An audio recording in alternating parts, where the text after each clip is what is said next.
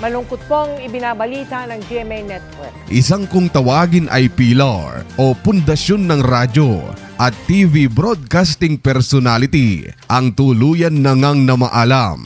Napakarami ng post at kalat na ang balitang ito tungkol sa kanyang pagpanaw. Let's go back in time kung saan siya nagsimula at paano niya napasok ang broadcasting. And buddy, you will be surprised sa mga malalaman mo sa video. And here goes nothing. Coming up, his full career story. Dito lang sa channel na kung ikaw ay may kaalaman, hinding-hindi ka malalamangan. And the story goes like this. September 29, 1951, ang kapanganakan nitong si Miguel Castro Enriquez o Mike Enriquez in short.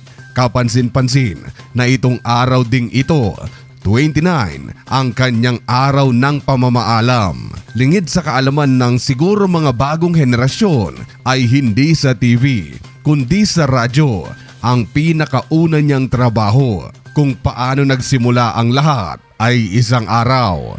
Base sa ginawang interview ni Pia Arcangel dito kay Mike noong 2021 ay ibinahagi niya ang ilan sa mga highlights ng kanyang istorya. Nalaman natin na yung kanyang pagiging broadcaster ay aksidente lamang ang lahat. Sa kanyang mabilis na kwento ay mayroon siya noong kaibigan na noon ay nagtatrabaho na sa Manila Broadcasting Company. Noon ay bibisitahin lang umano ni Mike yung kanyang kaibigan. 1969 ito lahat nangyari. High school at 19 years old pa lang itong si Mike Enriquez. Pagdating sa kanyang bibisitahing kaibigan ay mantakin mo na sakto naman na nakalive yung isang DJ at nasuspende naman yung isa. Kailangan nila ngayon ng dalawang DJ. Ito ngayong kaibigan ni Mike ay out of nowhere ay biglaang sinabi sa station manager na mag-a-apply si Mike bilang DJ. Sabi niya, Mike is applying for a job. At matapos ang first interaction na ito ay ipapasa ko na ang mic dito kay Mike. And the rest is, well, here we are. And here we are. The rest is history. Matapos ang aksidenteng job application ay nagtuloy-tuloy ang kanyang karera sa broadcasting. Hindi ko na iisa-isahin kung saan siya radio station napunta, pero mula sa pinakauna, mula sa Manila Broadcasting Company to Freedom Broadcasting Network to many more. From 1969 ay puro radyo na ang mga trabahong pinasukan ni Mike pagdating sa broadcasting. And it was 1995 nang pinakauna siyang lumabas sa ating telebisyon. Ito ay upang i-cover ang ginagawa noong senatorial race. Kasama niya rin sa coverage na ito si Karen Davila. Ito ang pinakaunang beses na makikita natin sa TV ang dati boses lamang sa mga radyo na si Mike Enriquez. For trial lang sana noon ang pangyayari, temporary, ngunit nagustuhan ng mga manonood ang kanyang karisma sa pag-cover ng istorya.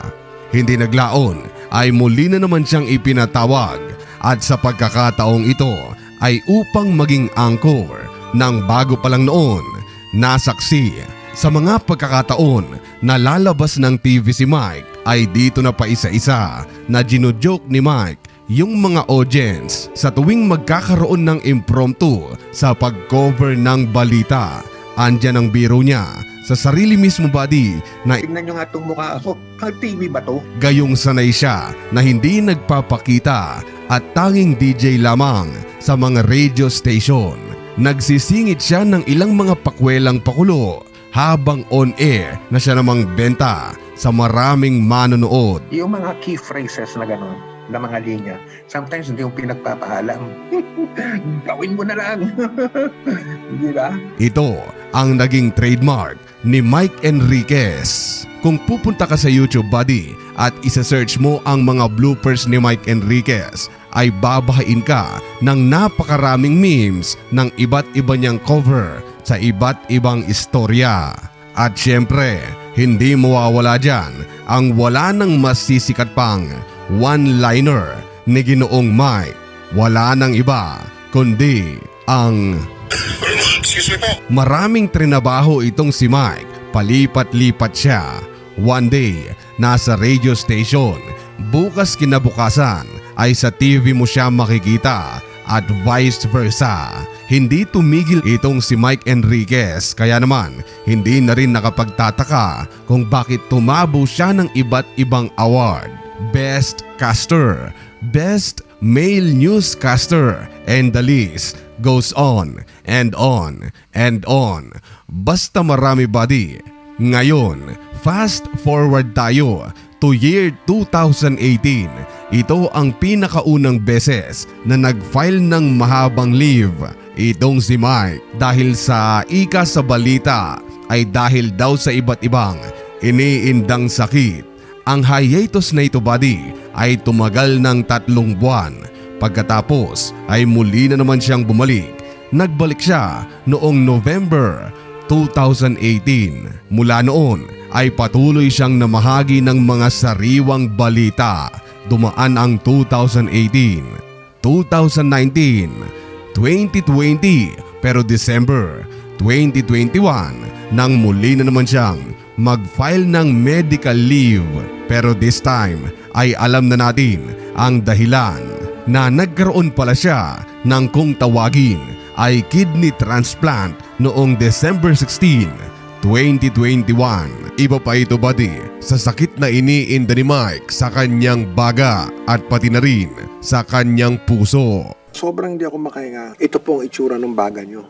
Lunod na. Okay naman, buddy, ang naging transplant. Successful ito, ngunit sa kasamaang palad ay nagkaroon si Mike ng infection. But all is well, all good in the hood. Nakapagbigay pa nga siya ng interview dito kay Pia. So, tapos na tayo sa 2021. 2022 naman ngayon ay mayroon siyang kaibigan na aksidenteng nakapag-post na siya daw ay namaalam na. Kumalat ngayon ang pekeng balita ng kanyang pamamaalam. Kalaunan ay na-confirm, doing good and all is well. Si Mike Enriquez humingi ng paumanhin ang nagpakalat ng fake news and the life goes on. Ika pa nga niya sa ginawang interview ni Pia ay Now, siguro mga 80% na akong recovered and malakas na. hindi naglaon ay na-clear at binigyan na ng go signal ng kanyang mga doktor na pwede na ulit na magtrabaho itong si Mike. Tulad ng kanyang first love sa pagbo-broadcasting ay papalit-palit mula radio to TV to radio to TV casting ang ginawa niya matapos ang kanyang operasyon. At heto na nga, buddy, 2023 August 29, after all it was said and done, ay tuluyan na nga siyang namaalam. And as of this recording, buddy, ay wala pang official statement kung ano ba talaga ang kanyang iginapaalam. At bago kayo umalis ay may iiwan akong ilang mga salita na totoo na kung kailan lang mawawala ang isang bagay o ng isang tao ay doon lang natin na mabibigyan ito ng halaga. Ika nga nila ay you only realize the importance of someone when they are gone. Kaya naman ngayon sa mga taong nanonood pa hanggang dito ay kung may mga magulang, nanay o tatay pa kayo ay hanggat buhay pa sila ay inyong iparamdam. Sabihin nyo kung gaano nyo sila kamahal. Tell me, buddy, when was the last time na sinabihan nyo ng ma, mahal kita o I love you yung inyong mga magulang? Kung araw-araw ay it's good for you. Kung hindi naman ay gawin nyo na ito, buddy. It's your chance na habang andyan pa sila ay marinig at maramdaman nila ang inyong pagmamahal bilang anak. Hindi yung mag-change ka na lang ng kandila o black na DP sa profile nyo sa Facebook. Tapos ang caption, I love you ma o I love you pa and I miss you. Tapos may crying emoji pa doon sa dulo. Hindi na nila mababasa o maririnig pa yon. Gawin nyo na habang buhay pa sila. Give yourself a favor. Yun lang ang gusto kong sabihin para sa videong ito. Muli, ako po ay lubos na nagpapasalamat sa walang sawang suporta, and as always, thank you so much for watching. Goodbye.